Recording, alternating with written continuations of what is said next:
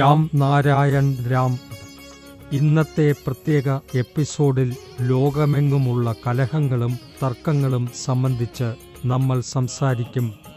മനുഷ്യർ ഇത്രയേറെ ഒരുമിച്ചു നിൽക്കുന്നതിനു പകരം പരസ്പരം തകർക്കാൻ എന്തുകൊണ്ടാണ് നിർബന്ധിതരാകുന്നത്? നമ്മുടെ രാജ്യത്തിന് എങ്ങനെ പുരോഗതി നേടാം? എങ്ങനെ വികസിച്ച് സമൃദ്ധിയിലേക്ക് നീങ്ങും? ഇതുപോലുള്ള അടിസ്ഥാന ചോദ്യങ്ങൾ ചിന്തിക്കുകയും അവയിൽ ശ്രദ്ധ കേന്ദ്രീകരിക്കുകയും ചെയ്യാനുള്ള പകരം നാമെല്ലാം അനാവശ്യമായ കാര്യങ്ങളിൽ മയങ്ങിപ്പോകുന്നു. നമ്മൾ എല്ലാം ഒരേ ഭൂമിയിൽ ജീവിക്കുന്ന ജീവികൾ ആണ്, ഒരേ ഭൂമിയിൽ വസിക്കുന്നു. എന്നാൽ സമൂഹം ജാതിയുടെയും മതത്തിൻ്റെയും പേരിൽ ഭൂമിയെ മുറിച്ചുവച്ചു.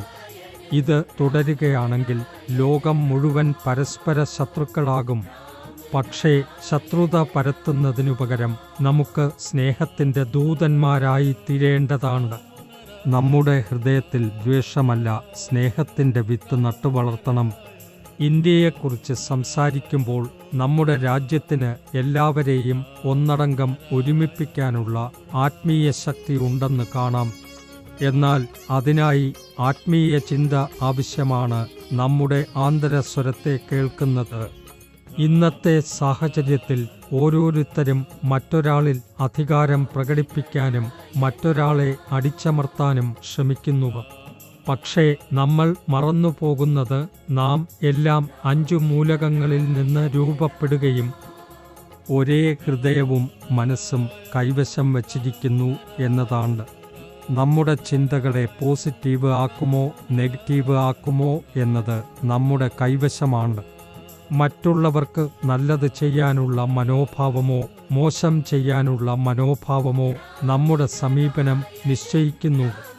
ഒരു വ്യക്തി ഗ്രഹിക്കുമ്പോൾ സ്വന്തം ലാഭത്തിനായി മറ്റൊരാളുടെ വേദനയെ കാണാതെ പോകുന്നു.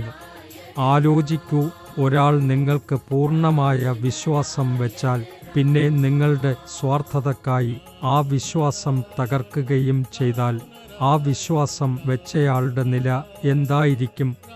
അതുകൊണ്ട് ഒരാളുടെ മനസ്സിനോ വിശ്വാസത്തിനോ ഒരിക്കലും ദോഷം ചെയ്യാൻ പാടില്ല. നമ്മുടെ ഭൂമി ഉപാസനയുടെ ഭൂമിയാണ്. വിശ്വാസം നമ്മുടെ ശക്തിയാണ്. ക്ഷമ നമ്മുടെ പാഠമാണ്. സ്നേഹം നമ്മുടെ ആത്മവിശ്വാസമാണ്.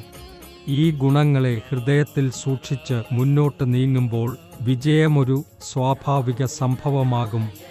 വെറുപ്പിൻ്റെ രാഷ്ട്രീയത്തിനോ മറ്റുള്ളവരെ താഴെയിറക്കുന്നതിനോ ആവശ്യമില്ല. പ്രകൃതിയാൽ ജീവിതം സമ്പന്നമാക്കുന്നതിന് ആവശ്യമായ എല്ലാവിധവും നമുക്ക് ലഭിച്ചിട്ടുണ്ട്. നമ്മൾ പ്രകൃതിയിൽ നിന്ന് പഠിക്കണം. പ്രകൃതി അനശ്വരമാണെന്ന് നമുക്കെല്ലാം അറിയാം. പക്ഷേ ഇത് കാലാനുസൃതമായി മാറ്റങ്ങൾ നേരിടുന്നു. ഈ മാറ്റങ്ങൾ നമുക്കെപ്പോഴും പുതിയ പാഠങ്ങൾ നൽകുന്നു. അതിനാൽ നാം പ്രകൃതിയോടൊത്ത് ജീവിക്കണം. പ്രകൃതി നമ്മെ ബാലൻസ് ചെയ്യുന്നു. ജീവിതത്തിൽ ഒരു കുറവ് അനുഭവപ്പെട്ടാൽ പ്രകൃതി അതിനെ പരിഹരിക്കുന്നു. അതിനാൽ നിങ്ങളുടെ സ്വഭാവത്തെ പോസിറ്റീവ് ആക്കുക. ഹൃദയത്തിൽ സ്നേഹവും പരസ്പര സഹായ ചിന്തയും വളർത്തുക. പിന്നെ കാണുക, ജീവിതം എത്ര ലളിതമാകും. നമുക്ക് തങ്ങളായി ജീവനത്തെ ചുറ്റിപ്പറ്റിയ സങ്കീർണതകളിൽ കുടുക്കിയിരിക്കുന്നു. നാം തന്നെ അതിനെ അഴിക്കാനാവാത്ത വിധം ശൃംഖലപ്പെടുത്തിയിരിക്കുന്നു. രാം നാരായൺ രാം നിങ്ങളുടെ ജീവിതത്തെ ശരിയായ ദിശയിൽ നയിക്കാനുള്ള ദൗത്യം ചെയ്യുന്നു. ഒരാൾ രാം നാരായൺ രാമുമായി ബന്ധപ്പെടുമ്പോൾ അവൻ ജീവിതത്തെ ഒരു പുതിയ വീക്ഷണത്തിൽ കാണുന്നു.